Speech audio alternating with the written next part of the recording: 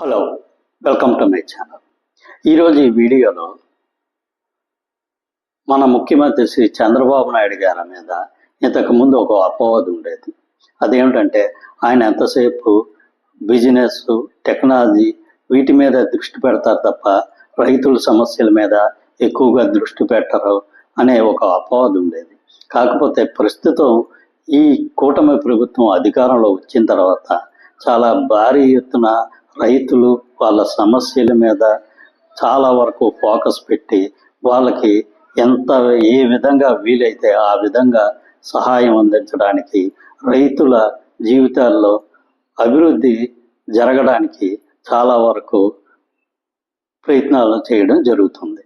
దీనికి అనుగుణంగా ఈరోజు అంటే ఈ సంవత్సరంలో 2025లో జూలై నుంచి సెప్టెంబర్ వరకు ఉన్న త్రైమాసికంలో ఆంధ్రప్రదేశ్ వ్యవసాయ అనుబంధ రంగాలు అనేవి చాలా భారీ ఎత్తున అభివృద్ధి జరగడం జరిగింది. ఈరోజు ఈ అభివృద్ధిలో దేశవ్యాప్తంగా 1.8% అనేది అభివృద్ధి జరిగితే మన రాష్ట్రంలో దాదాపు 10.7% అభివృద్ధి జరగడం జరిగింది. దీనికి సంబంధించి కొన్ని డేటాలతో సహా నేను ఈ వీడియోలో మీకు తెలియజేస్తాను. ఈ ఛానల్ సబ్స్క్రైబ్ చేసుకోకపోతే ప్లీజ్ సబ్స్క్రైబ్ చేసుకోండి. ఈ ఛానల్ అభివృద్ధికి మీ వంతు సహాయం చేస్తారని ఆశిస్తున్నాం. ఇక విషయంలోకి వెళ్తే ఈరోజు వ్యవసాయ అనుబంధ రంగాల్లో జరుగుతున్న అభివృద్ధి గురించి మీకు శాతాలతో సహా ఇప్పుడు చెప్పడం జరుగుతుంది. వ్యవసాయం అనేది దాదాపు 11.43% అభివృద్ధి జరిగింది. అదే ఉద్యాన పంటలు అనేవి 4.35% అభివృద్ధి జరిగింది. పశుసంవర్ధక శాఖ 4.18% అభివృద్ధి జరిగింది. అటవీ కలప వీటికి సంబంధించి 5.50% అభివృద్ధి సాగింది.